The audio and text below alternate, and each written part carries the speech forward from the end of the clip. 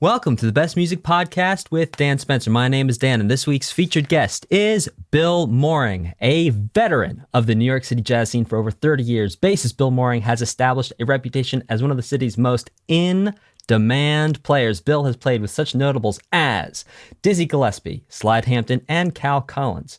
Big band experiences include Village Vanguard Orchestra and the Toshiko Akiyoshi Lew Tabakin Jazz Orchestra. Excuse me if I messed any of those names up. Bill has played with renowned singers such as Joe Williams, Mel Torme, Diane Schurr, Dakota Staton, Maxine Sullivan, and Susannah McCorkle. He has played with jazz legends Frank Foster, Al Cohn, Clark Terry, Mickey Roker, Tommy Flanagan, Junior Cook, Roland Hanna, Vernel Fournier, Mel Lewis, and Ray Barretto. He has also performed and or recorded with many contemporary artists, including John Abercrombie, Gary Bartz, Manolo Badrena, Larry Coryell, Vic Juris, Dave Kikoski, Billy Hart, John Hart, Eddie Henderson, Joe Locke, Mulgrew Miller, Chris Potter, Dom Salvador, Dave Stryker, and James Williams. You can find him at BillMooring.com. That's BillMoring.com. Bill, thanks so much for coming on the show. Oh, man. Thank you, Dan. It's great, man. It's a very cool thing, you know. Bill, to get us started off, could you maybe share a piece of music or a song you've heard in the past couple days or the past week or so that really stood out to you? Wow. You know, that's tough because I listen to music kind of a lot. And I was actually just checking out a new record by Jacob Collier this morning. I'm not sure of the tune I was listening to, but it had a female vocalist and it was just really cool. You know, he's cool, you know. Yo, he is so cool. Do you remember when he was first coming out with like those voice leading things where he'd have like the 12-part harmony stuff and he was like 12 and everyone was just like, what is happening right now? Yeah.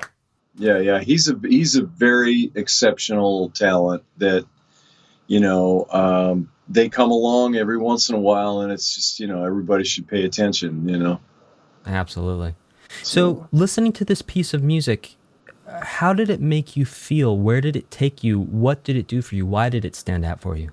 Well, it's funny. I just had it on, you know, kind of like shuffle, you know, on my Apple Music, and and the piece came on, and I was listening to the vocalist, and I'm like, you know, I think I've, you know, I do this a lot where I just put music on, and I'm just busy doing stuff, and then when I find something I really like, I'll, you know, check out the title or whatever. And that's how I found his record. So I don't know if I had heard this girl or not, but she just had kind of an interesting sound to her voice. And the whole approach to the tune was built on the vocals, you know, so it was kind of just started out with just vocals in the beginning. And it was like, you know, mostly just vocals. It was cool. I don't know. It made me feel good, you know.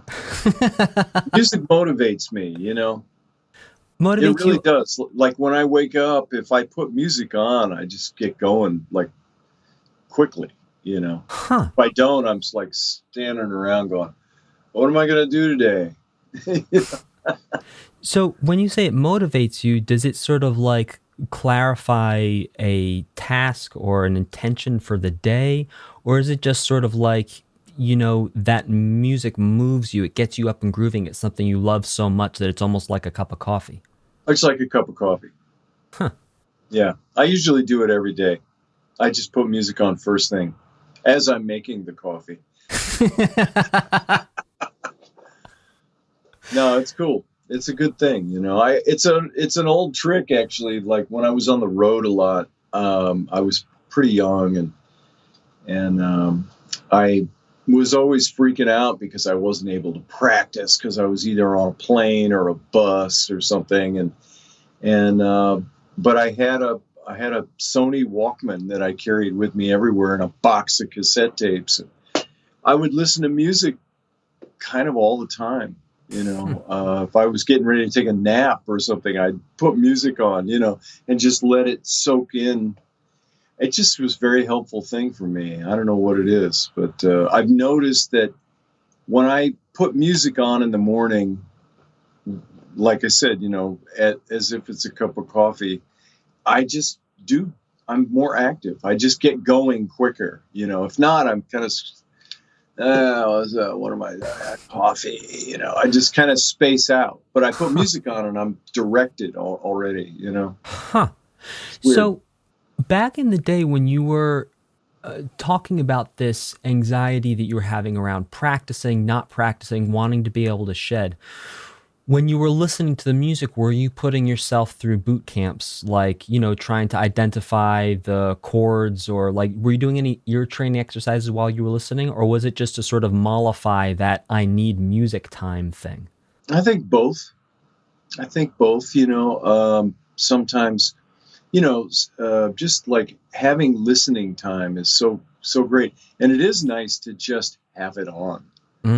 Where your mind can be occupied sort of with other things, but you have music on in the background that kind of, for me, it just kind of smooths everything out, But there are times when I would be listening, with like intentions of trying to get more familiar with a certain song or a certain style.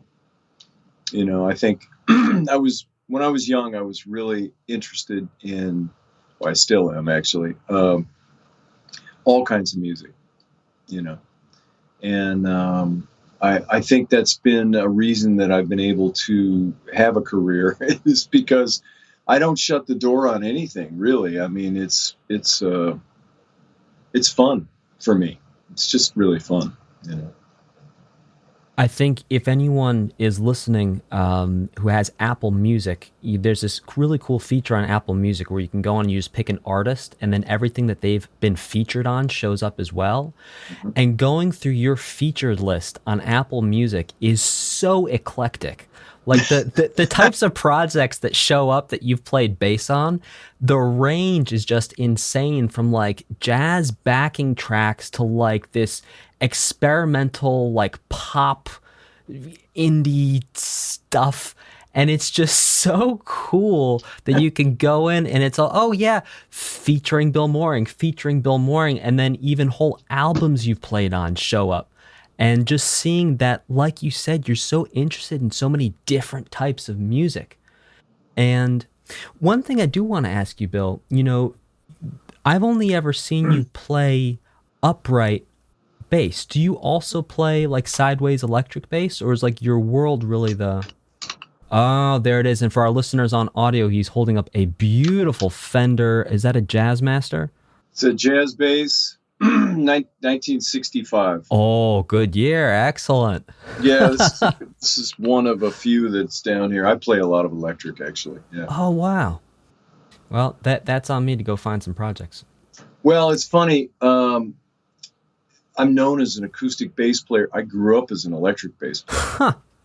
And I swear there are some silver linings to the pandemic. One is I'm playing way more electric than I was before the pandemic, just on certain projects and just here at the house, it's been interesting actually, I learned how to record myself, after all the records and everything else, I never knew how to push the buttons, and I actually had to have the help of a student to get me going, I mean, it was like, we were, the pandemic hit and we're getting ready to like figure out what to do next. And I mentioned something to one of my students that's in an ensemble at a different school, not MSU. And he said, yeah, we should record. And I'm like, yeah, we should record. I just don't know how. And he said, well, I can help you out. I'm like, really? You've used some of these programs? And he said, yeah. So we started with Ableton, and it's kind of easy program, but it had some weird things, and I kind of went through a few different things, and I ended up with this program called Cakewalk, which has been great, and they have all the features of Pro Tools or anything else, and it's been interesting. So there's been, a lot of electric bass. I'm still figuring, stuff out, and it's been fun, sort of. I hate to say it, but You've been having a good time. So yeah. with the electric bass, were you playing more because pre-pandemic you were, gigging, teaching, busy, always scheduled, playing acoustic? Yeah. And then you have that sort of time where you're dropped out of that schedule and you can sort of reassess priorities, reassess how you're allocating your time, and then you're able to experiment more with the electric? Yes, exactly. It's just right here. I have one here. I have two over there, and I can experiment. I started like doing stuff like playing duo with myself. I'd like put down an acoustic bass track and then improvise on electric bass, or do it the other way or something. And then one of the things I did this year was I've been working on this duo project with a singer that I've known for like 25 years. And, we just thought, hey, why don't we try to do some stuff to stay busy, So I would send her a bass line, she'd sing something and send it back to me. And then the project started growing. And at one point I put like 5 bass parts on this one thing, and 3 of them were on electric.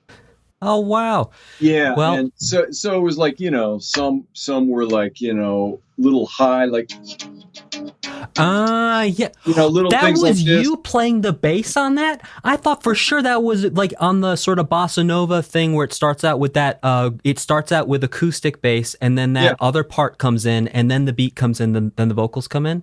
Yep. Yeah, okay. All right. Yeah. Man, you had me fooled. I thought for sure that was like a guitar player. That's the idea. You got me good.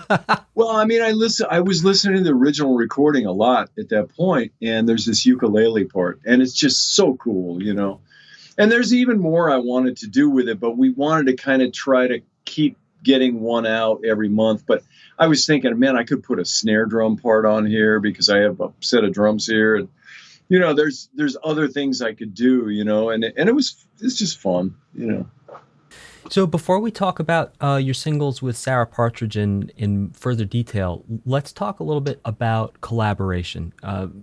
Just from reading that sort of intro, the number of names of people that you've collaborated with is insane. Like I was talking about on Apple Music, you look at your collaborations, you are, you have, is it Way Out East, Far Out East? Way Out East. Way Out East, which is then playing like your compositions. But it seems like outside of that project, a lot of the times you are collaborating. You're showing up to support, contribute ideas, maybe sometimes write tunes.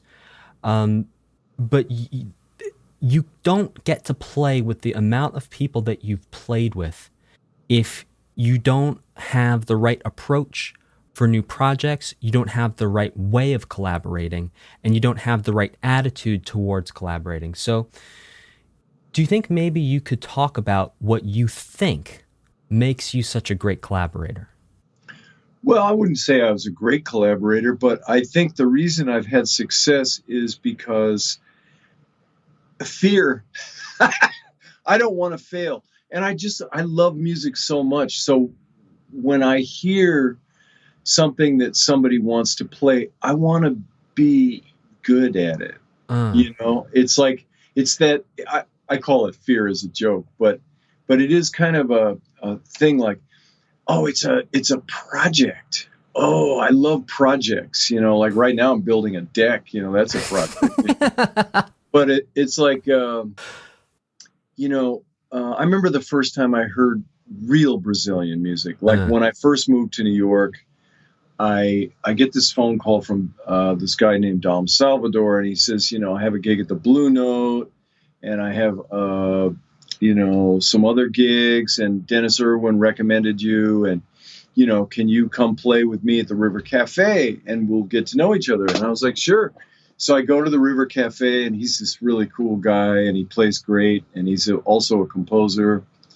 And at that gig, he gave me a cassette tape of his most recent record, and it was with Duduca Fonseca, who's a great Brazilian drummer, and Dick Oates, who I knew from the Thad Jones Mel Lewis Orchestra, and Dennis Irwin was playing bass.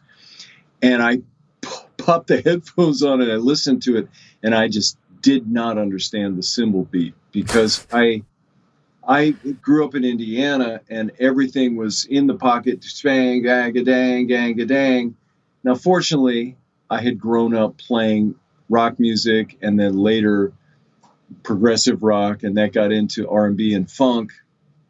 And I had a whole career of that as a child, so to speak. I was on the road when I was 19, And so when I heard this music, it was like just to hear the ride cymbal pattern from a real Brazilian drummer playing a real Brazilian composition with a Brazilian composer. It was like, this doesn't sound like anything I've ever heard. So immediately I'm just like completely immersed, and I'm hungry, and I'm telling him, what else can I listen to? What else is there? Just give me more. Just give me more. And then I played with him as much as I could.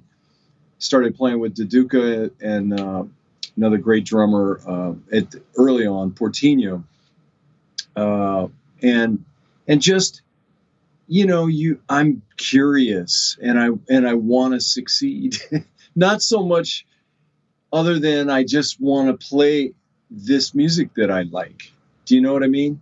I'm sure there was a little bit like, I need to make some money and I need to succeed that way. But it was more like, how does this music work? What's the bass do here?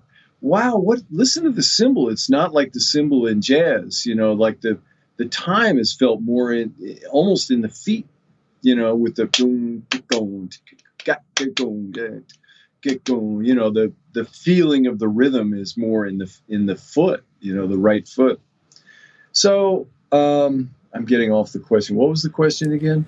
Well, we're talking about collaboration, and collaboration. I think you were sort of extrapolating on the ways in which you were inspired to pursue music that sort of naturally led you to all these avenues of collaboration. Here's a story that's actually is fear. I got a call from Ray Barretto one day, and he introduced himself, and I'm like, wow, cool, and he said, I heard that you have a good tumbao, and he said, I have my bass player can't make this tour. Can you do this? We're going to go to France and we're going to play this festival.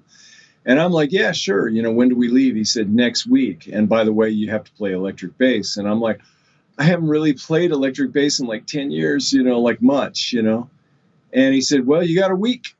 And I said, well, can I get the music? So we had a small rehearsal. I got the music. And then it was elevator shaft time for me. I was freaking out. There was no way I was going to understand this music in a week.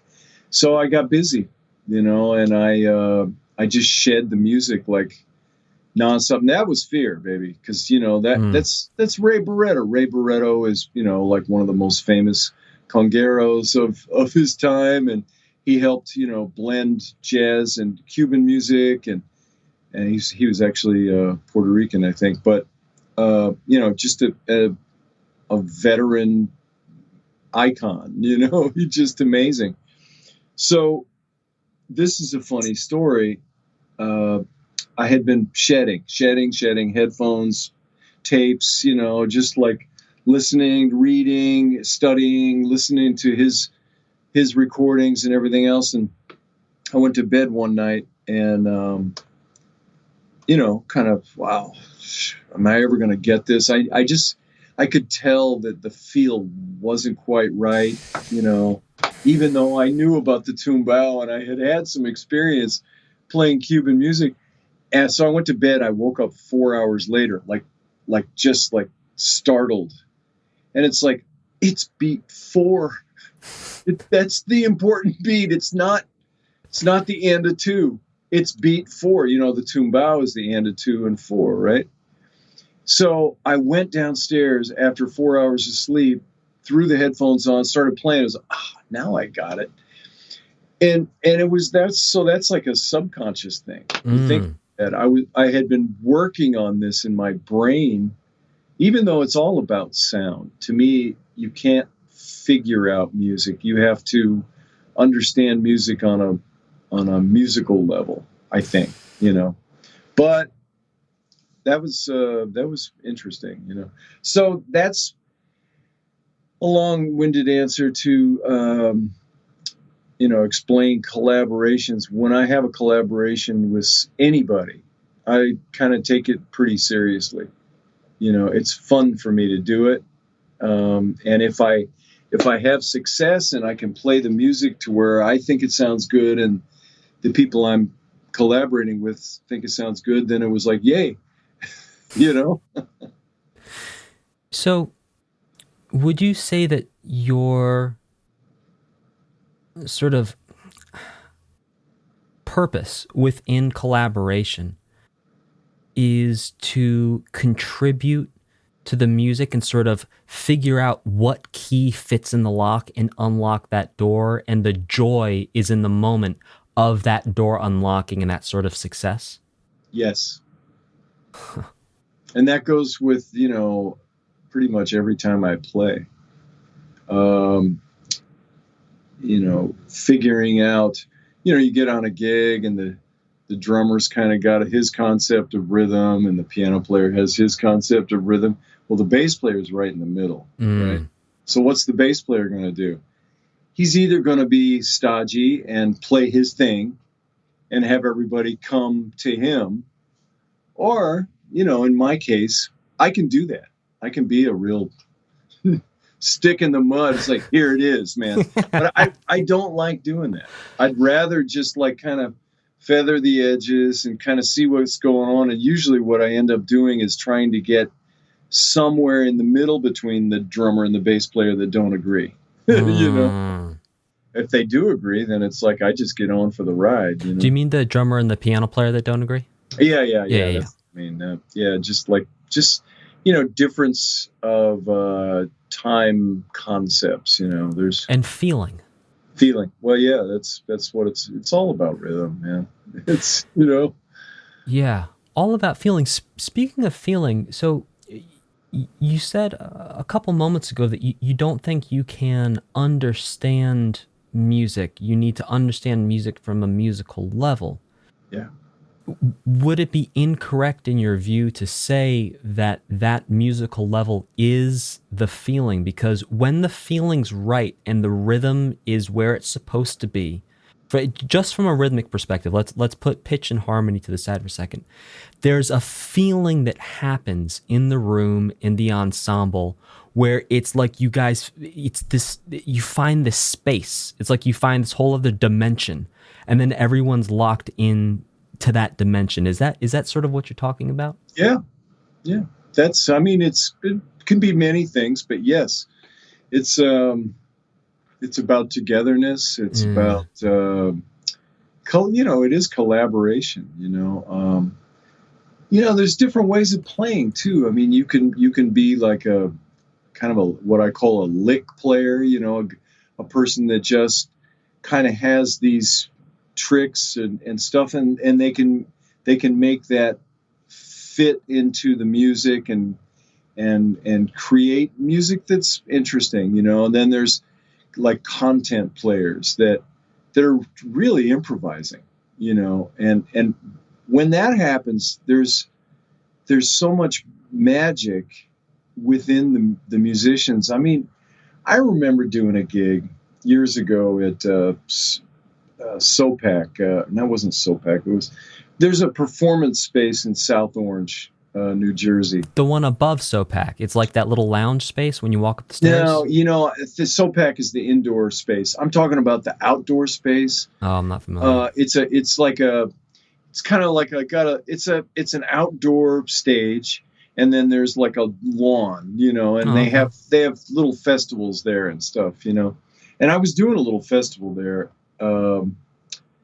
And I forget who I was playing with, but I think I was playing with a couple of different groups. Maybe that's why I can't remember exactly. But I do remember one time one group that I was playing with on that stage, and we had Dave Liebman, the great saxophone player, as a guest artist. And, here's a saxophone player, right? He's not in the rhythm section. Well, his concept is so strong and so musical, and his time is really good. That's kind of irrelevant in this story, but it's more his musical thing is so strong, right? So we had done a tune or two, and then we bring him up.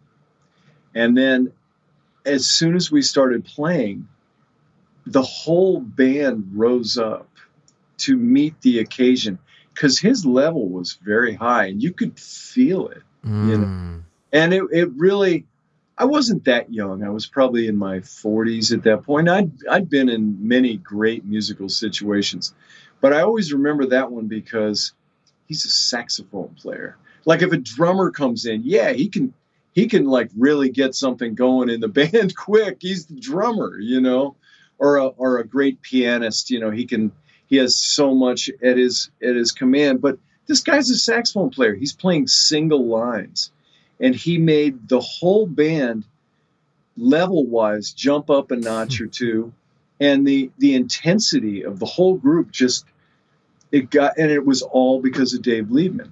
His focus and his commitment to the music, it just kind of blanched into everything else. It was amazing. Wow. Yeah. When you're in a collaborative space,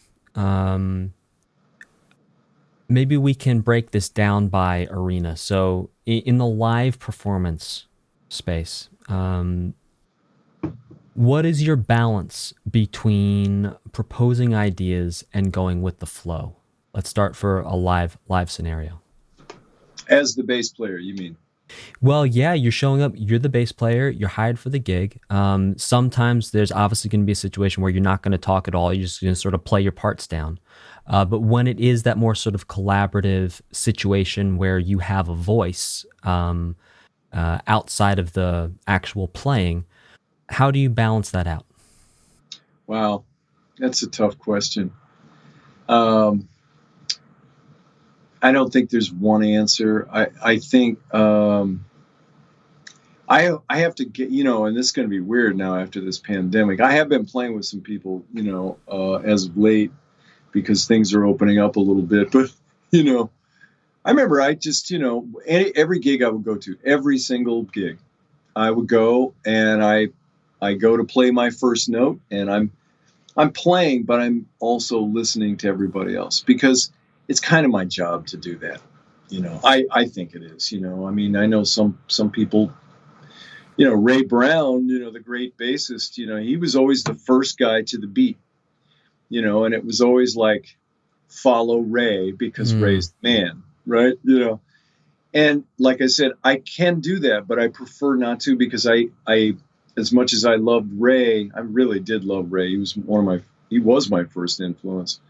I feel like it can be a little, it can dictate a little too much. And I don't necessarily, I want to see what everybody else has to contribute here, just because it makes things happen quicker. What do you mean by that? Well, if I'm adaptable, if I'm a little airy, not necessarily in my groove, it's got to be steady and everything.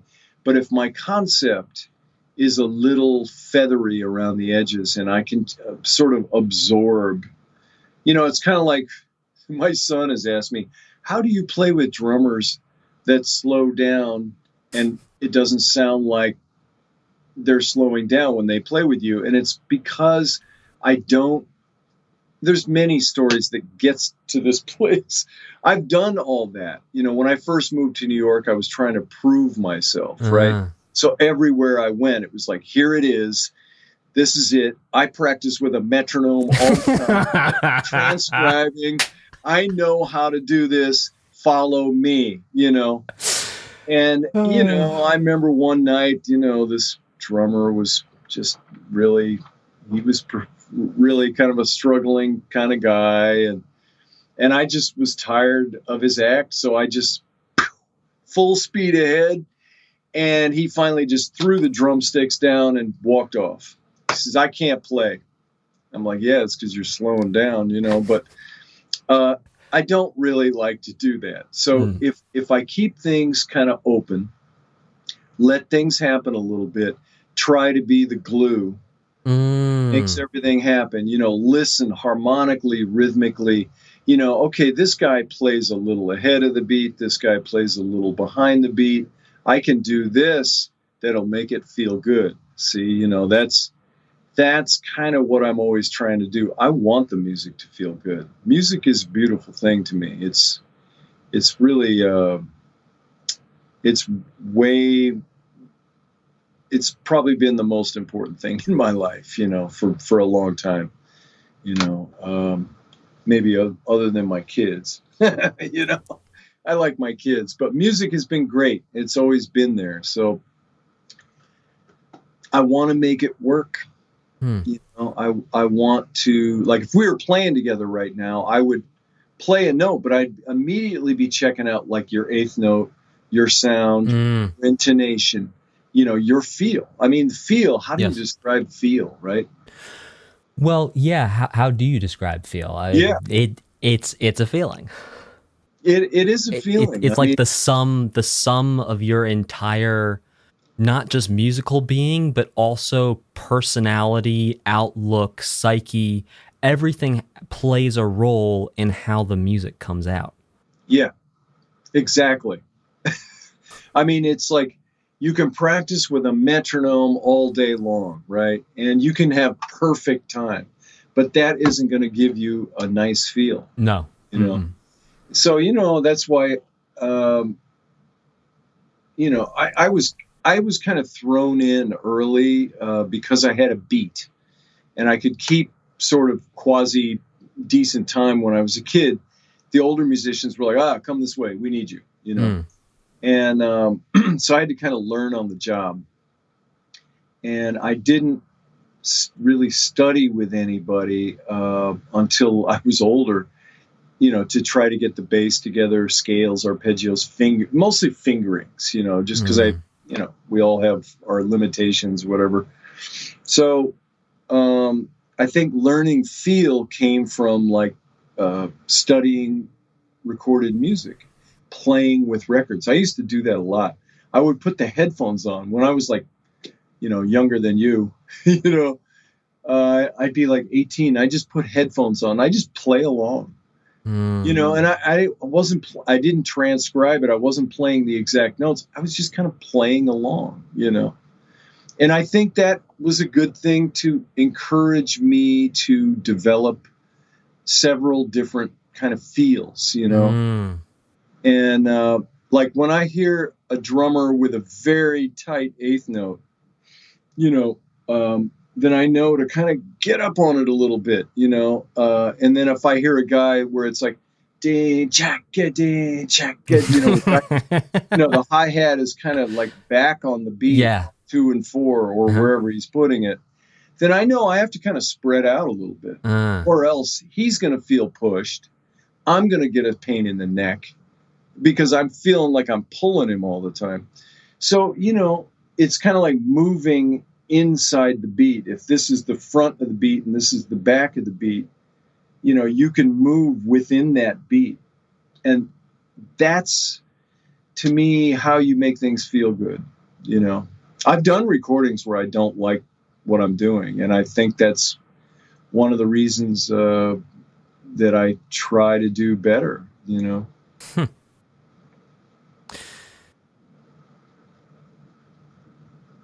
When you're looking at, you've used a word twice and it's now completely slipped my mind. It starts with a C. It wasn't culture. It was, when you talk about Dave Lieberman, you said he had a certain...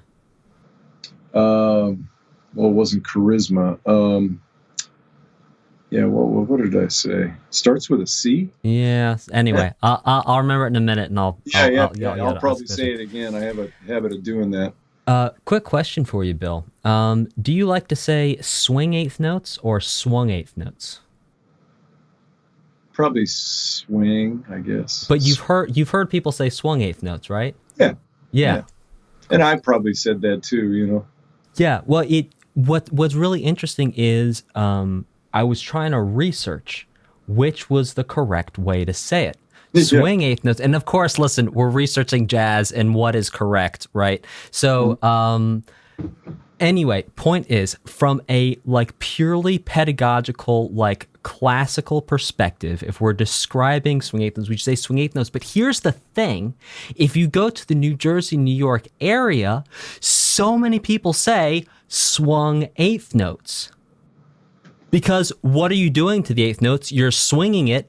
And if you played something, you're not swinging something you played, you swung it. It's past. It already happened. The eighth notes were swung. Got that. Yeah, that's a, I guess that's a Jersey thing, or who knows, man. Yeah, it might be. You know. So it's funny because music's moving away from swing now, you know. It's interesting. Yeah, a lot of the jazz, well, whatever. Jazz is such a massively, just a massive umbrella term at this point. Yeah. But what could we call it? Contemporary jazz, maybe? Yeah. I don't know. I feel like I'm failing someone by trying to put a label to this. It's the most current jazz. You know? The most current jazz as of this moment. Yeah, a lot of that stuff is not swing. A lot of it is headed towards this sort of experimental, almost return to avant-garde-ish type of a thing. Do you know what I mean?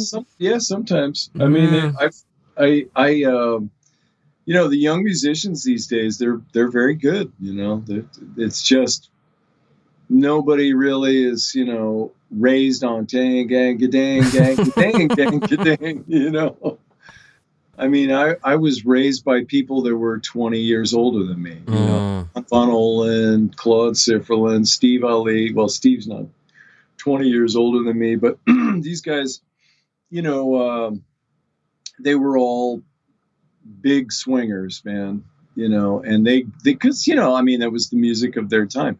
The jungle groove and all these things that are happening now hadn't been invented yet, you know. So, you know, I try to keep an open mind. I feel like the swing thing is a balance. You know, it's kind of like Cuban music. You know, I had played a tumbao for many years.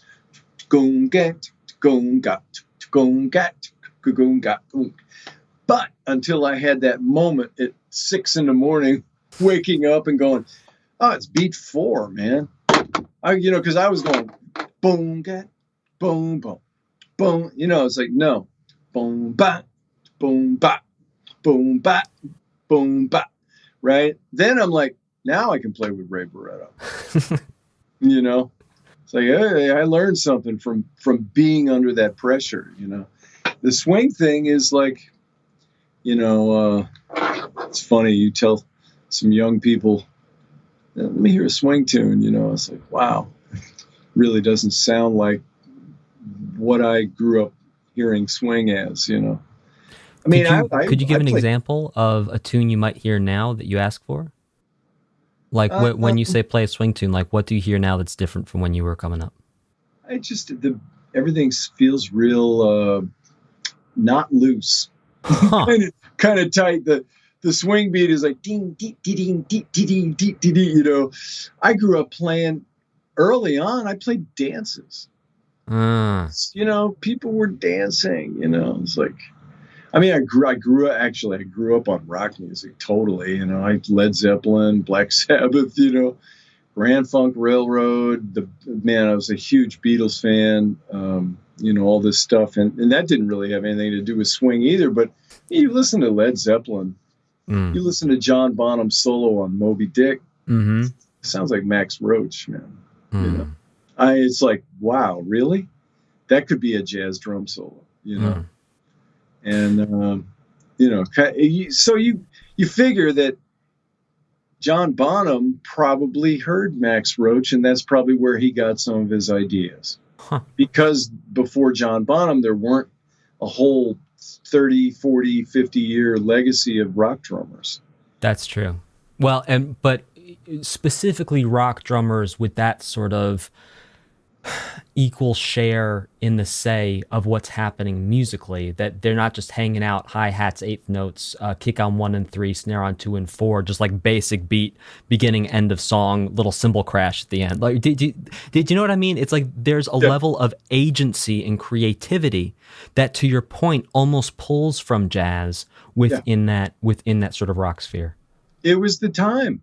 It was the time, there wasn't much before that, for them to draw on, Yeah. Then you get like AC/DC, who kind of, to me, copied Led Zeppelin, and it's like, they're cool.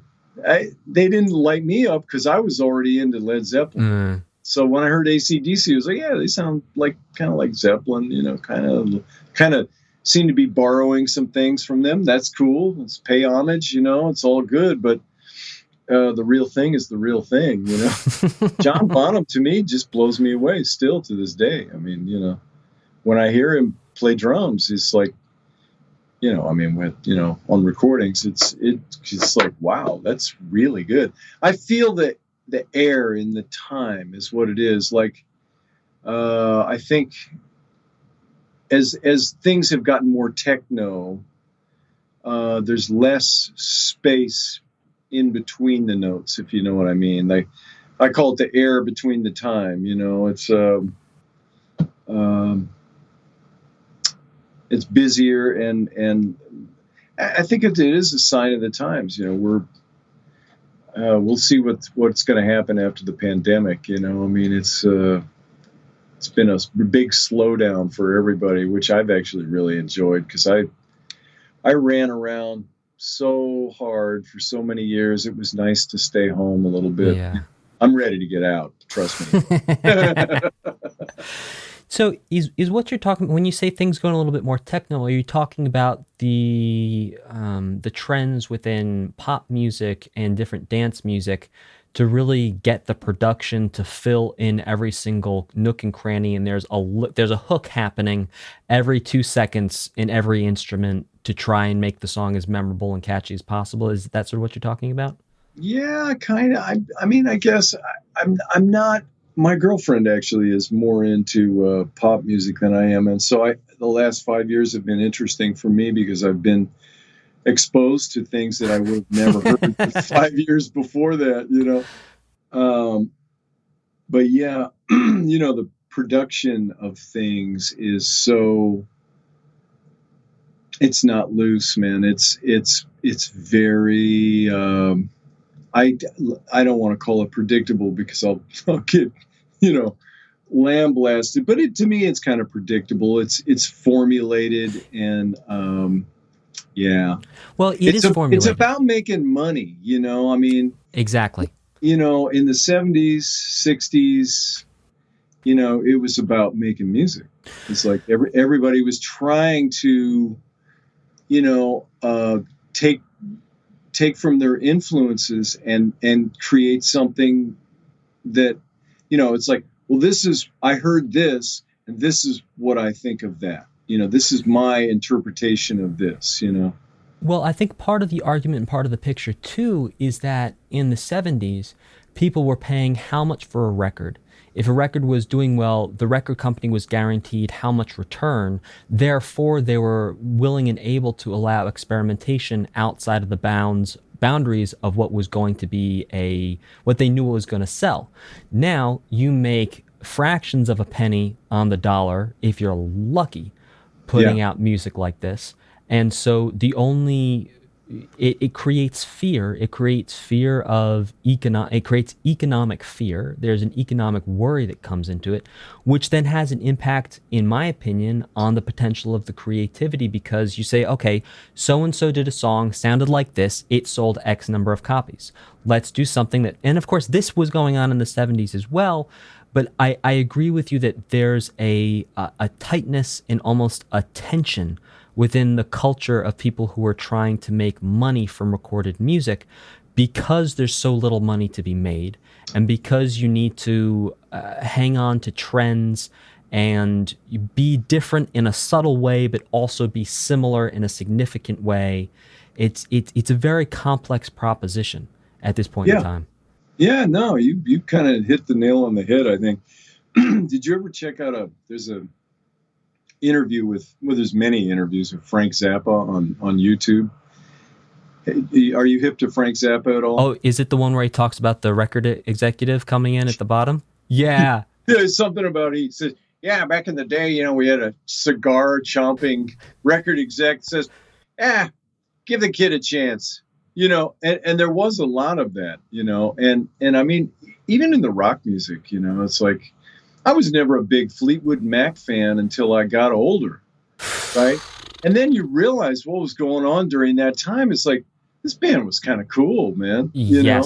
I completely missed the boat on a guy who I just kind of made fun of for years. And then because of my girlfriend, Elton John is a genius. Oh my good, isn't he just? I just missed the boat. I was like, it's pop music. I was already into jazz. I was into Coltrane and Miles and, investigating that. And I've got, my days of like Earth, Wind and Fire and everything else were like kind of past me a little bit, even though I still love that music, and I dug Michael Jackson a whole lot, I have to say. But, like little things that were going on in the 70s, man, it was like creative, and the music has this air, it's got this life to it. It's not a science project that you figured out at the kitchen table. It's like, it's got this sort of, talk about collaboration, Oh yeah. Well, I can put this bass line on here and it might sound like that. Whoa, that sounds great. Let's do that. It wasn't like it has to be 86 on the metronome and we're going to play it for 2.5 seconds. And then I just like this formulation to me takes the fun out of it, Okay. So is it that it's taking the fun out of it from the sense of what really lights you up is finding the key in the lock? And if we take away the door and we just have a door frame that you just walk right through when someone's told you how to walk through, it's no longer a fun. You have nothing to contend with. You have nothing to grapple with. You're serving a function, not a purpose. Yeah, I guess that's it's good. That's a good way to put it. Yeah, I mean, so is what you're describing in terms of not enjoying the sort of super quantized, we could call it, the quantized music where everything's locked to the grid, is part of what you're not enjoying there the sound, the way it makes you feel, or the implications of it's just a doorway, and for you artistically and on a personal level, there's no interest for you unless there's a key, unless there's a lock and a door, and you've got to figure out what the key is. Yeah, I mean, yeah. That's, I mean, I guess, I mean, there are some things I just enjoy, Yeah. But it is kind of fun to try to unlock that door. It's like, wow. What is this? How does this work? What is this? I remember going through a big Indian music phase, because one of my dear friends is a killing tabla player. His name's Ray Spiegel. And Ray and I used to live down the street from each other in Brooklyn. And we practiced together sometimes and talk about stuff. And I mean, this guy was going to India 6 months every year to study with Ala Raka, who's the grand master of the tabla drum. And I would talk to him. I said, well, what's it like studying with him? He said, do you take lessons? He said, no, I just cook and clean for him. And he says, I might get a tidbit of information as we're like getting in a cab or something. He'll like say, oh, there's this beat, it's 13 and da da da da da, and he'll use his fingers to count beats and so it was like I was just fascinated with. Wow, really? How does that work? Can we try this together? Wow, I don't think I can do this. Let me see if I practice it, maybe I can do it. It's that sort of hyperness that I get with music. It's like, how do I do this? And it's just really fun. You know? And it's kind of going like that now with recording. You know, I've got these little things. I'm kind of down here in the studio all the time, pretty much every day, working on something, you know, trying to figure out how to get a better sound out of my basses, you know, trying to figure out how to capture the correct imaging in a recording project. You know, I don't have a really big space here or anything, but I've been doing this thing with Sarah, and I kind of mess around with stuff, and you know, I'm always sending out tracks to other people. It's just, you know, music is fun, man. I don't know. I don't know how else to describe it. It's always been fun. It's always been my friend during times of, you know, turmoil and chaos. I go play the bass. It makes me feel better, you know. I know it sounds weird, but it's true. You know? It doesn't sound weird at all. Well, but then also I'm a little biased to see things from your perspective because I also like playing music. So maybe we need to ask a third party. So let's talk a little bit about your singles with Sarah Partridge. These are singles you guys have been releasing, like you said, every month. I think there's 5 or 6 out. Now, and they start really interesting because these singles start with you guys in duo. You're just playing the bass and she's singing. Yeah. And it's a really interesting sound. And as you go through the singles, all of a sudden new elements start to appear. Like you said, you start bringing in the electric bass. You start to add in more flavors. So was the idea that you guys were going to start something out? Like, did you plan out you had a bunch of singles? What was the goal for this, or how did it happen? How did it evolve? Okay. It's pandemic world, baby. It was like, she's like my sister, you know. I've known Sarah since 1998 when we worked a gig together. And, you know, we've gone through different stages of life together. You know, she's been with her husband a long time. I have not. I've been going through several incarnations of my life. So, you know, so there's this personal thing, and then the musical thing. I was just like, hey, you know, what if I give you a bass line and then you sing, you know, just to keep us busy, because she was trying to learn how to record too. So I said, is there a tune you want to do? And she said, yeah, how about, I forget what the first tune we did was. I really can't remember. But I just said, okay, cool. Let me I'll put an intro on it, and I'll play a bass line. You sing the melody here, then maybe you scat a solo, and then I'll take a solo, and then we'll play the melody out. So it'll be like 5 choruses total, you know. And I'm down here in the basement. I just put the metronome on, and I get a decent sound on the recording. I kind of mapped it out in my head. So I just created this bass line without anything else. And then she sang over the top of that. And then it's funny because the first one, I didn't know what was going to go on. I was doing this for my own stuff. Next thing I know, she says, well, I got this thing called TuneCore or something like this. And I could put this out. And I'm like, okay. You know, I was like, okay. And then I immediately start listening to it like in a different way. Oh, yeah. I didn't really play the right tunes. That note's a little out of tune. Well, you know, so, you know, I kind of let that one go. But then we did another one. And then I started getting, my mind started going like, how can I make this? How can I fill this out a little bit? How can I make this sound a little different than the last one? You know what I mean? Like, so, like right now we have one in the fire.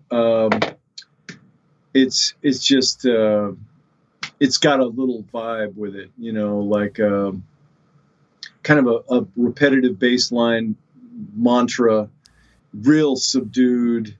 And then she's going to sing the melody over the top of that. And it's going to stay in this one vibe, the whole thing. Huh. And it's based on basically like a pedal, you know? Interesting. And yeah, I know. And so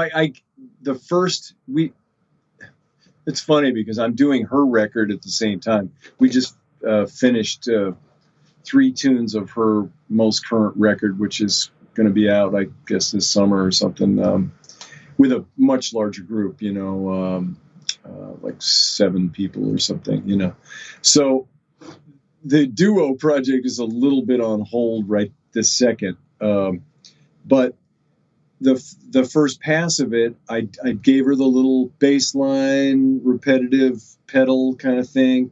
And then I played the melody with the bow the way I want her to sing it. So I'm starting to get a little more control into the situation that started out something loose. And, the next one might be real loose again, but, it's just one of those things, kind of, it's fun. Can you talk a little bit about the experience of making asynchronous jazz? What's asynchronous mean? So typically we think about playing jazz together at the same time. You're pre-recording, mapping it out,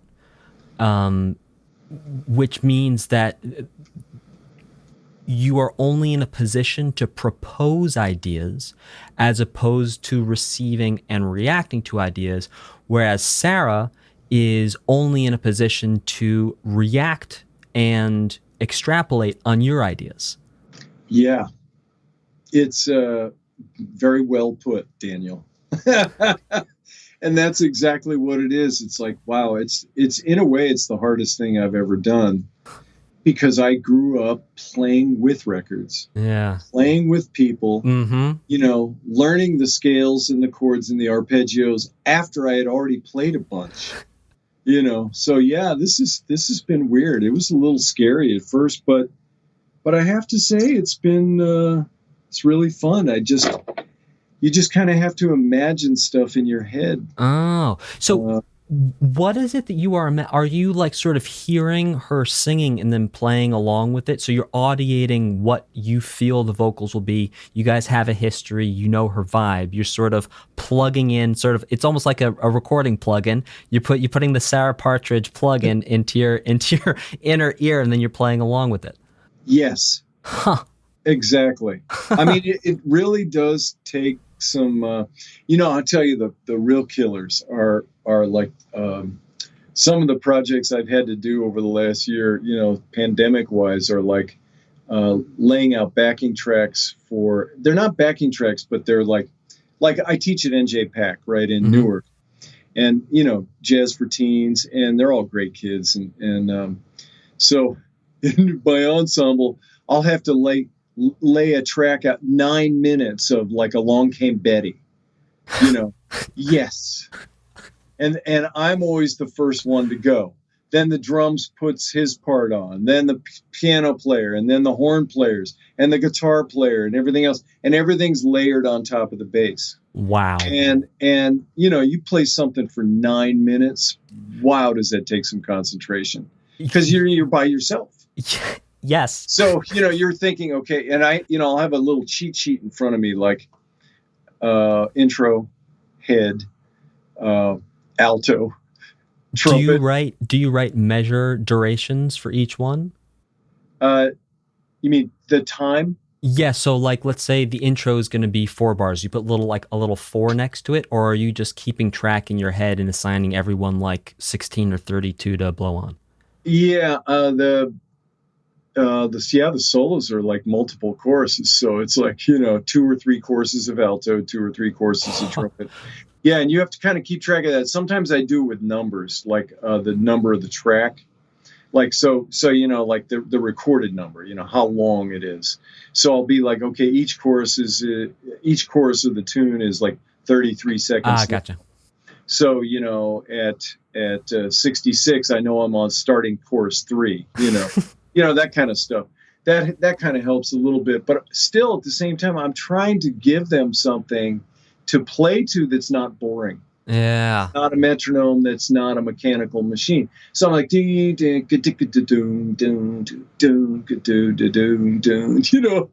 put in little things and try to elevate the music a little bit. It's really fun. It's hard, but it's fun, So yeah, playing in the pandemic has been crazy. I mean, have you tried like Jamulus or any of that stuff?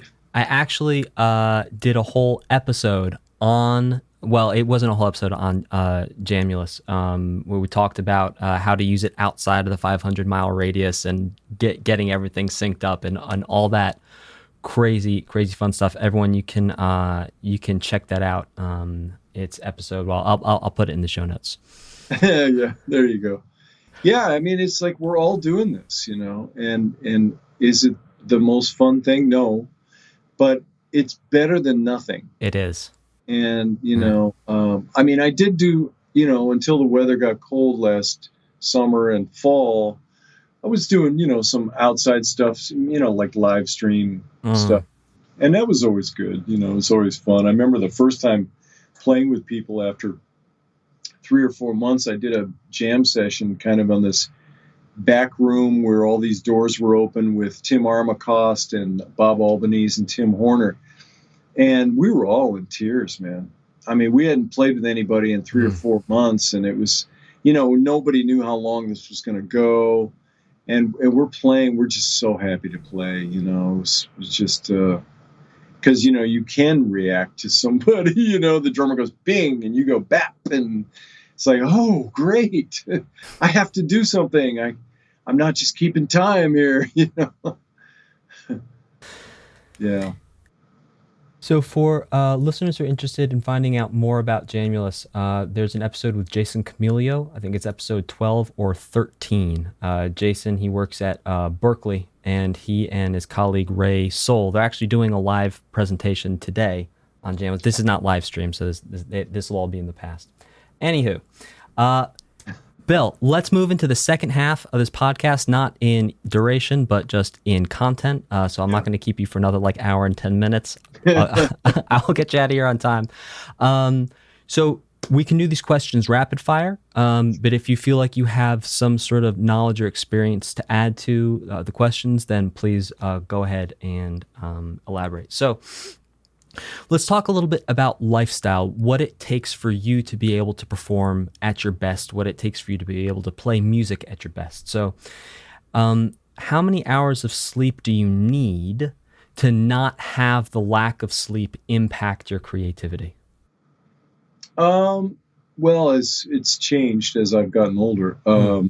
Now I'm in the 6 to 7 range. It used to be 7 to 8. Before that, it was like 8, I mean, when you're on the road, you got to deal with what you got. When the red light's on, it's time to hit, and there were times like being completely exhausted on the road, on the other side of the world where it's like, okay, got to play. So, I've played some good music tired before. I don't think it's not that bad, Have you ever used mindfulness or meditation to impact your creativity or performance? Oh, yeah. Oh, yeah. Absolutely. I'm a big believer in meditation.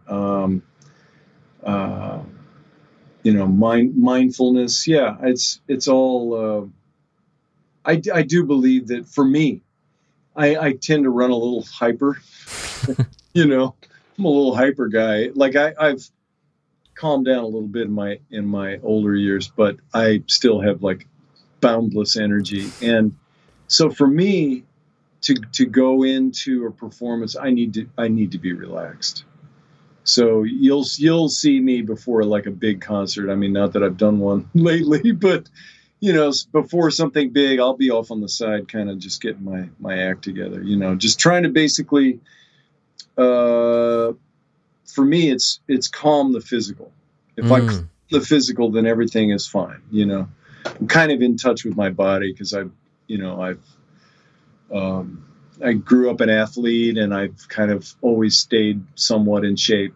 And so I kind of know how to do it, Speaking of staying in shape, do you ever use exercise to impact creativity or performance? Oh, yeah. Yeah. When I'm on the road, I'm walking. And if I'm home, before the pandemic, I'd be at the gym 3 or 4 days a week, and it's mostly cardio. Exercise for me is really big. When you're walking on tour, what's a good walk for you? Like, are you tracking VO2? Are you tracking heart rate? Are you tracking miles? Or is it just like when your body feels like it's done, and you come back? Yeah, I guess I'm a little looser on my training schedule. I don't really like to run, even Mm. though I was a track person and was, football, baseball, the whole thing. I, I, I never really liked running, but I love walking. Mm. I like walking fast, and I like listening to music when I walk. So, when I'm on the road, and plus I love to travel and I love to see things. So when I'm on the road, man, it's, as soon as I wake up in the morning, at the hotel, baby, it's time to hit the street, go find some coffee, a little, bagel or something, wherever I'm at, breakfast. And then I just want to walk, Mm. and I usually like to do that because I think it really helps me stay calm, I think it's important to stay calm when you're playing music. You need to be open. You need to feel good. You need to, your mind needs to be in a good place when you're playing music. I would add all that comes together and present. And sometimes if you don't exercise, or for people who run at different levels of energy, if you don't meditate, it's very difficult to be present, and especially be present for an hour and a half, 2 hours, an entire show, to really be there and not drift off, especially if, like,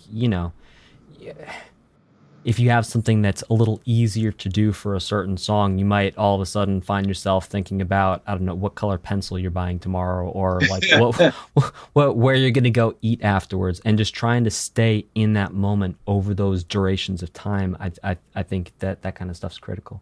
Absolutely. That's right. Do you, how do people in your life support your ability to make music and stay creative? I've been lucky. I was married for many, many years. The woman that is the mother of my children, and she was very supportive. She's also artistic.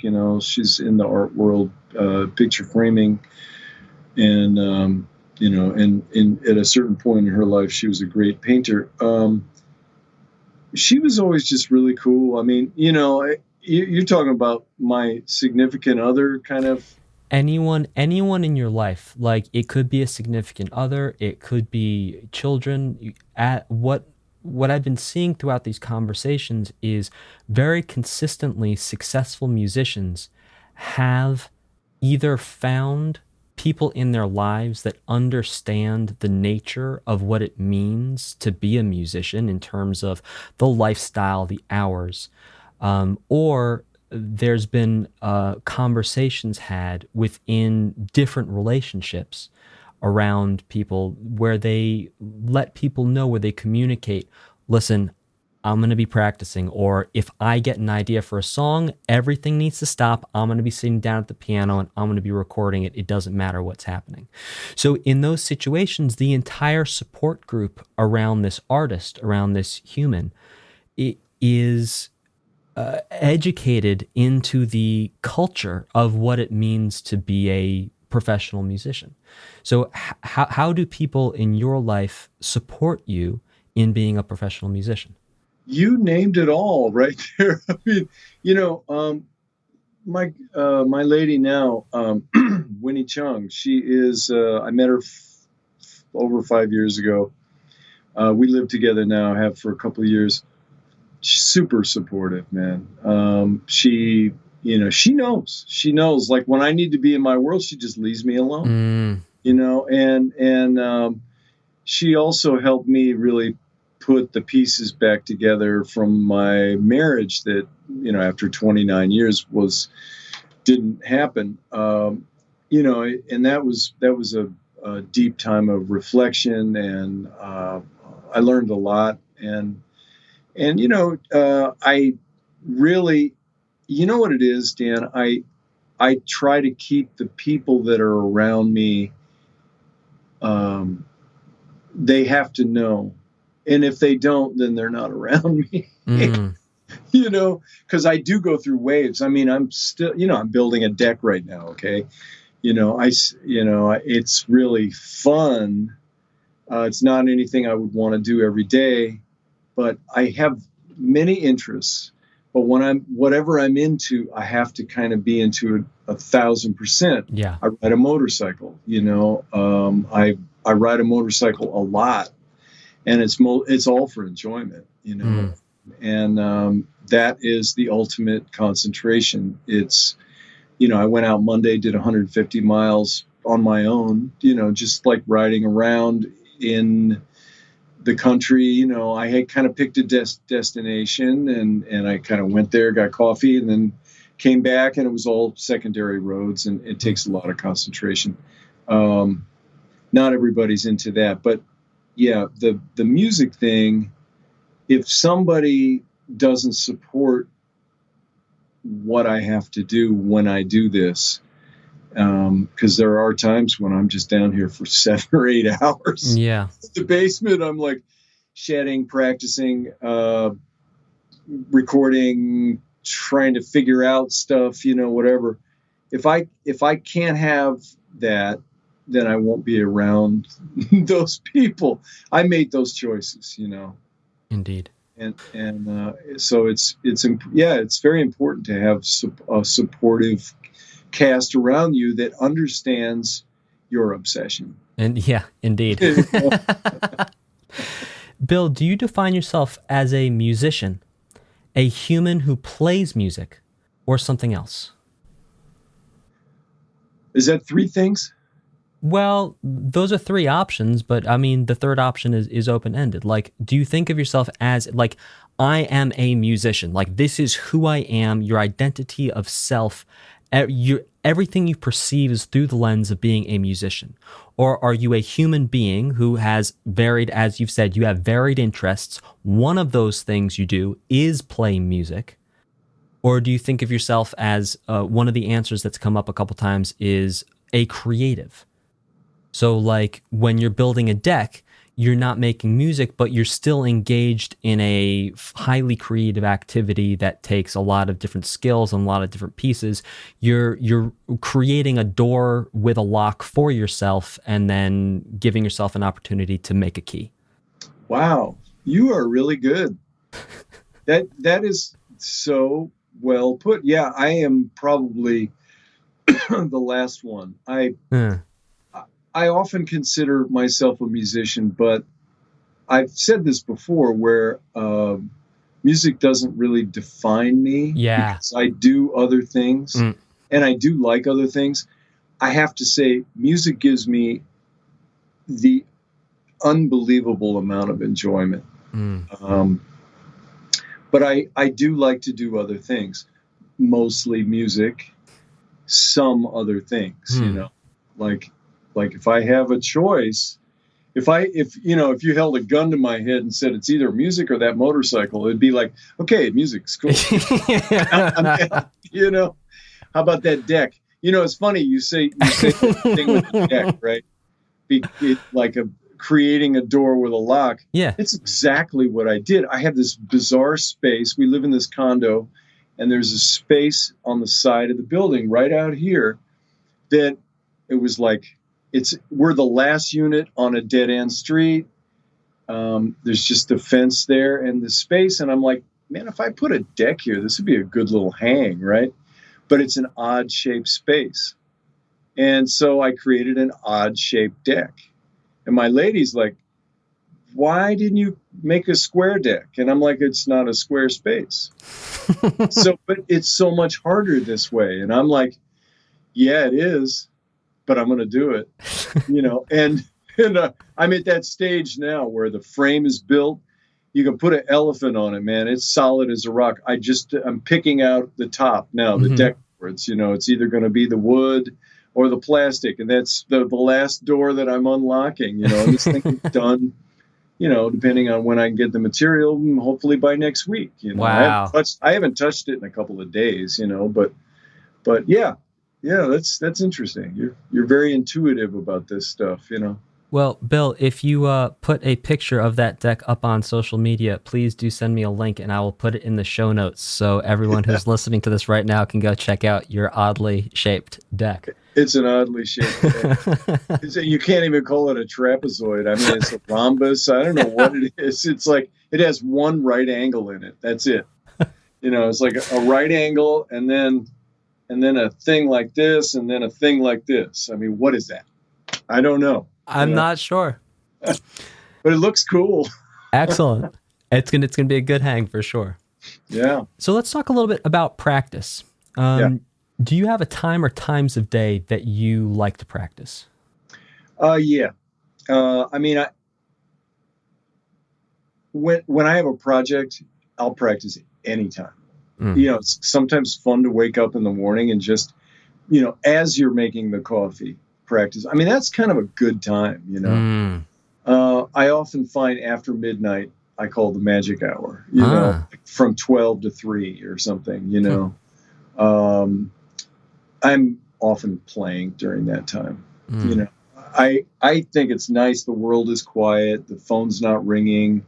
There's not really a lot going on in my part of the world here in Englewood, New Jersey. It's like, so it's just nice time for me to practice. I can actually get a ton done at night, but I'll practice anytime. Yesterday I was shedding. I felt the need to practice, like really practice, like scales and arpeggios, So I worked on some stuff. And then, of course, that led to something else. And that was in the middle of the day. So for me, it can be any time. But I really do like night. It's interesting that you live in Englewood. I'm not sure if you're familiar with this, but Englewood has a incredibly rich jazz history. Yeah. Like, it's kind of insane that this little town, like, I think Bird was recording there, and like there was some recording studio there at some point in time where everyone was coming through Englewood. Yeah, it's Rudy Van Gelder.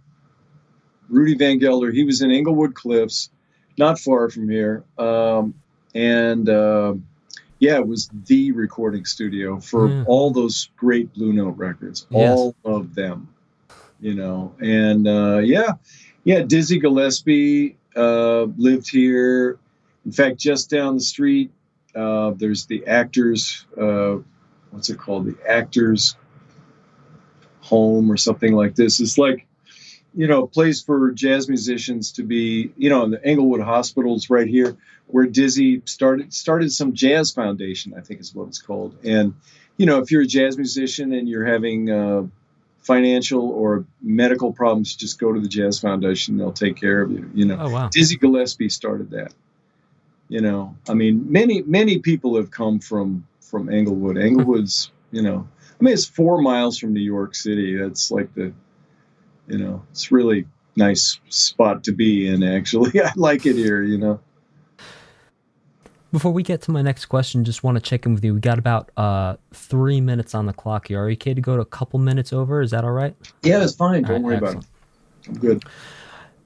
When you are practicing, what do you find to be the maximum effective duration of a practice session? So how long are you practicing full focus concentration? Not playing. So I'm making a distinction between playing and practicing, which I'm sure Victor Wooten could sit down and give me a whole lecture on, but we're not going to get into that.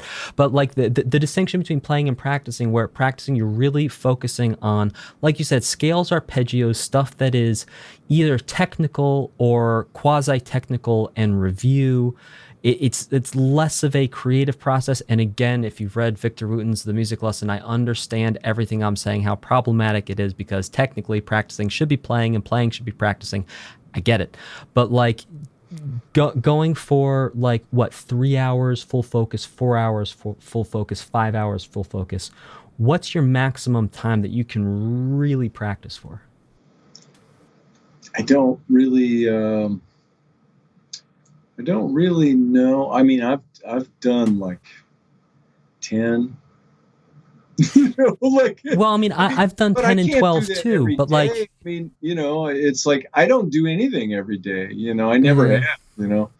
when I was young and I was like really, really wanting it. Yeah. I really, really wanted to be a professional bass player. I really wanted to move to New York.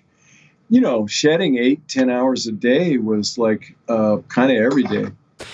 Yes, but there's a difference between an 8-hour practice session and like a 3-hour practice session. There's all sorts of psychological games that we play with ourselves when we know we're going to be playing all day around how hard we're focusing on something, or how like if you challenge yourself on pure technique, like, and not you personally, but one, like an example, like if one was to challenge oneself purely on technique, I don't think one could get through a 10-hour practice session having fully focused the entire time, because regardless of music, to ask a human being to focus on something solely for 10 hours straight, it's not going to, physiologically, it's not going to happen.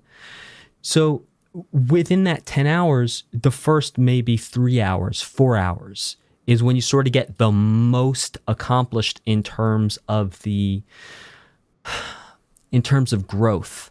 And then the other 6 hours, I think we might say you're working on like familiarity. I'm not going to say it right. That's okay. Getting familiar with the instrument, improvisation, soloing, putting the learning into application. That's what I'm talking about. It's like that full-on learning time. What's your maximum full-on for like a learning session? Yeah, I don't really know, but okay. I agree with you. You know, like when I say, when I was young, I practiced 8-10 hours a day. God, sometimes I'd be in the practice room for like 12 hours, but then, you know, like I'd sleep for an hour. Yeah. You know, I remember that, like, you know, being like, you know, 18, 19 years old, and like I had this practice room with a piano, and I'd take my lunch, and I'd be, man, I'm like gonna shed all day. And, you know, next thing I know, I'm like sleeping on the piano like this, you know, I wake up with a big red mark on your head, you know. No, I agree with you. I can't really say time limits. Boy, Danny, when I have a deadline, wow, I can go and go and go, but 10 hours probably not. You know, if I'm telling you, these days I've gotten better at practicing as I got older. I hated it when I was like 16. I could never focus. In what way did you get better? I can focus like right away now. You know, like if I'm going to go practice, I'm not thinking about other things, you know. It's like, but when I was 16, 18, you know, my mind is like all over the place, and it was hard for me to concentrate, you know. That's why I like playing with people. But now, if I had to put a time limit on, I'd say maybe, about 2 hours, maybe. I'm going to take a break. Yeah. You know, I'm going to go take a break. And 2 hours might even be pushing that, you know. I mean, I can get so much done in an hour now. Yep. Mm-hmm. You know, but I'm older. I remember hearing, you know, Horowitz talking about this at one point. I was reading some interview with him, and he said, I didn't even know how to practice until I was 60. And I'm like, now I totally get it. When I was working on scales and arpeggios yesterday, it was like serious, man. I was like locked in, you know, because it is a routine that I've done for many years, you know, just like a little triad exercise through all 12 keys. And, you know, I did that. I did some long tones. For a minute, I was just like playing with the bow, trying different bowings, you know. And I'm not a classical player, but it was just caught my interest. So, yeah, I mean, it varies. I do think that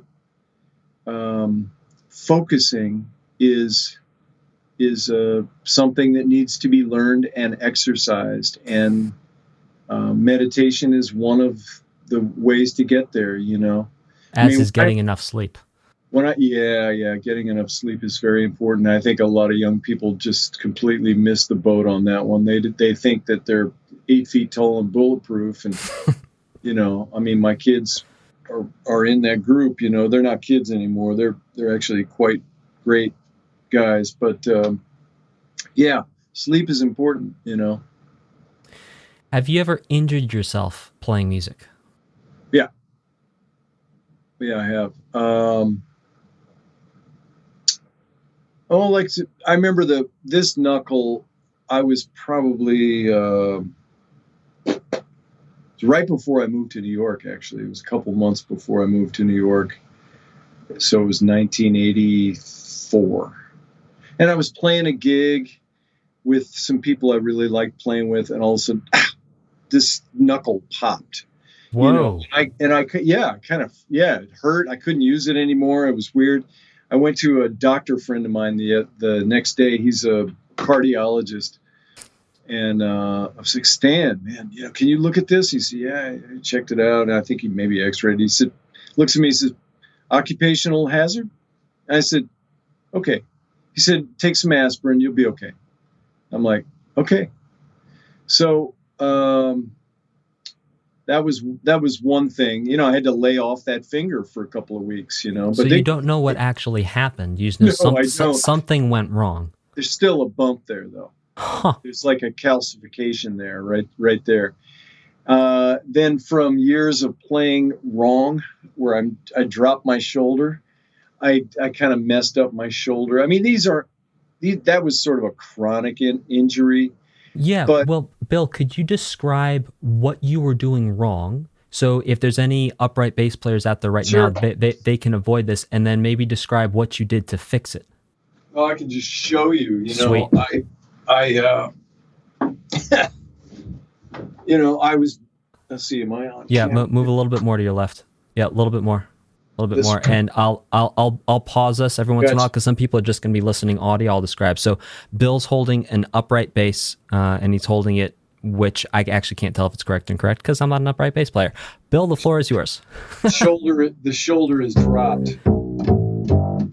So it's hard for me to do now because I don't really play this way anymore. But I used to really drop the shoulder so I could get my arm down, right? Yeah. And it just completely got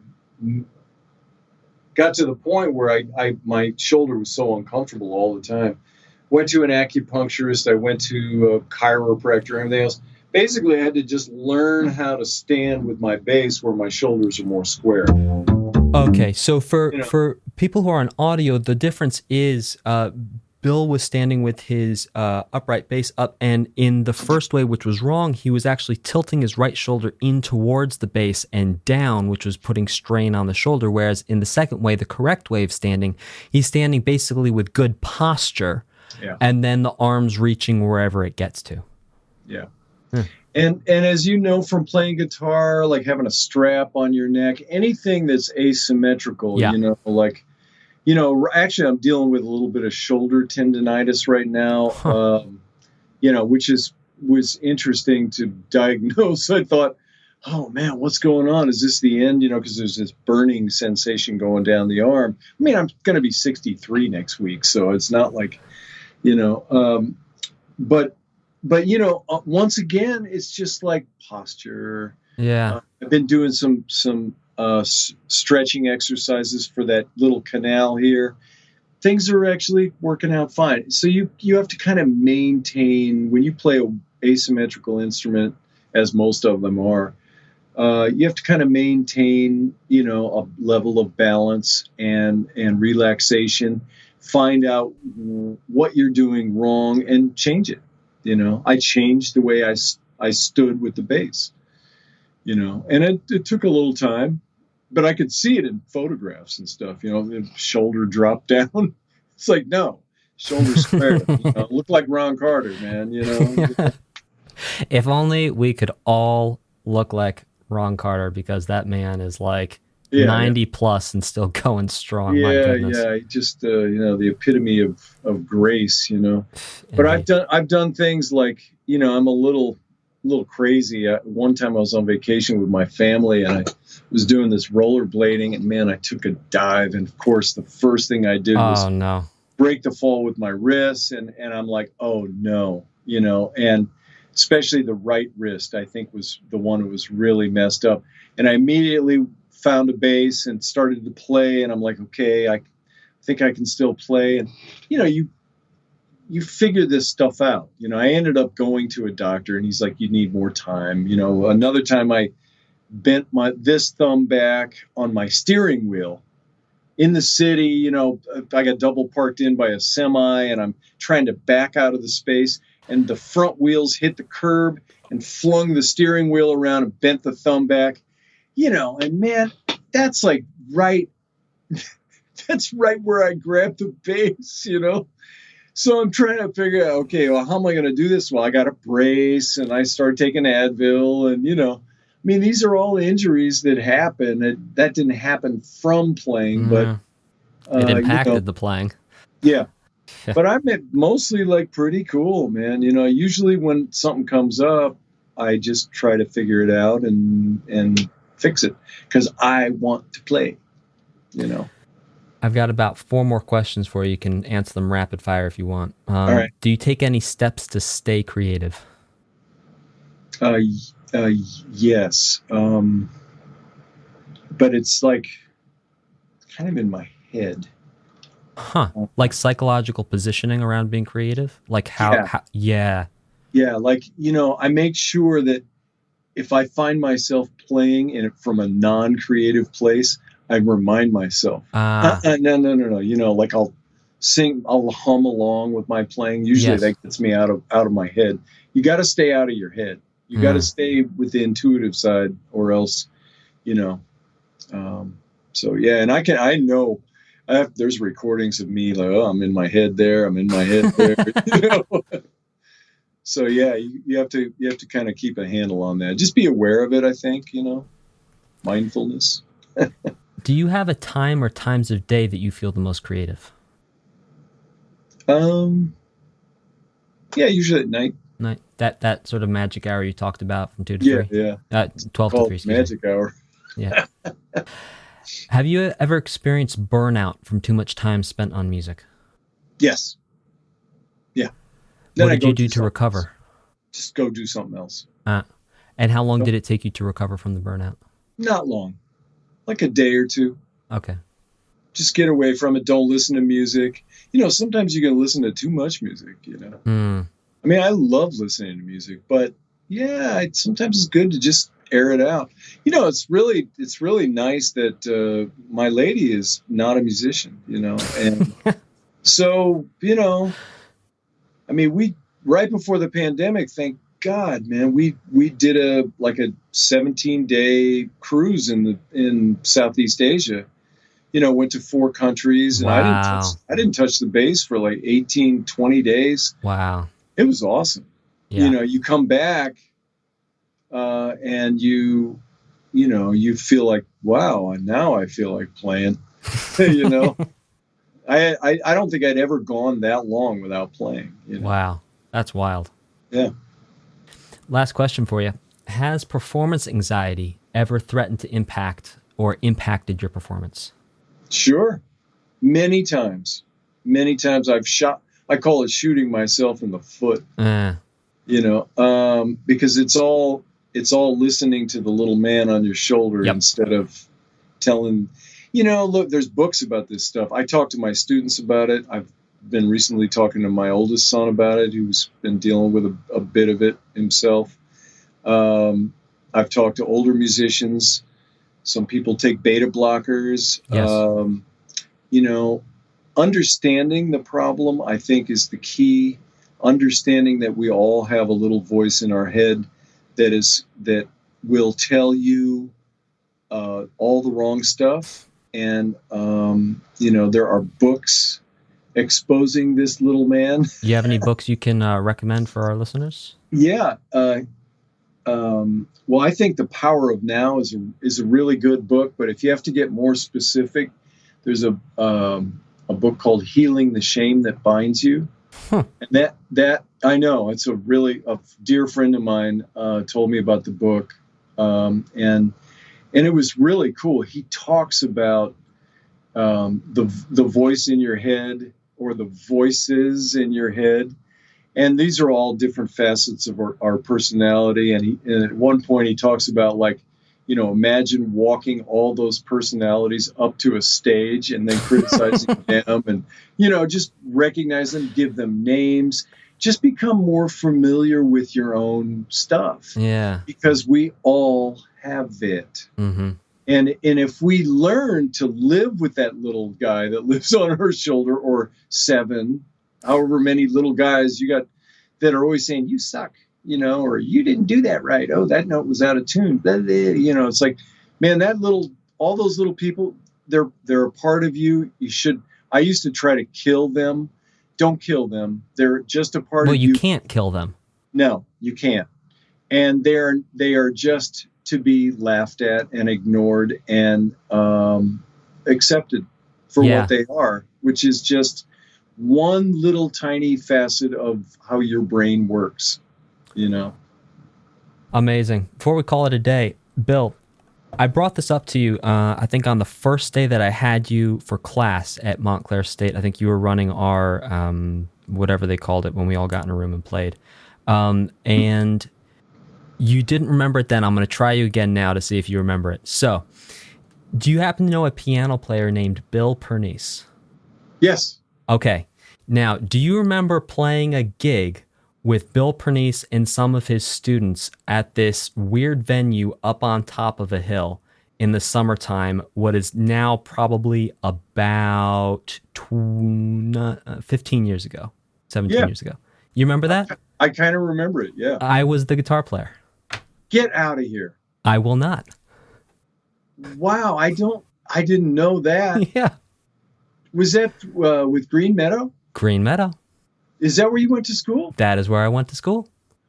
Golly. Small world, huh? Ain't it just? Yeah. Wow. Son of a gun, man. That's great. Bill Pernice is a great musician, great guy. I miss him a lot. I haven't seen him in many years, It was amazing. That was my first jazz performance that I ever did. We played a Pat Metheny tune, and we played. I kind of remember that. Yeah. And I did like a scatting while I was playing thing, and then I think we did maybe a monk tune. Anyway. Wow. Wild. It's small world, I guess. That musician world has always been that way. We're like, there's a lot of us, but we kind of all know each other. Well, ladies and gentlemen, Bill Moring, you can find him at billmoring.com. That's BILLMORING.com. Check him out wherever you stream your music. And of course, you can check out some exclusive stuff he's got on his website, which you cannot find on Apple Music. Take care. Not yet. That's one of my pandemic projects that I was going to try to get the music back out there again. So many things to do. It's a lot of work. We'll talk about it after the episode. Ladies and gentlemen, take care. See y'all next time.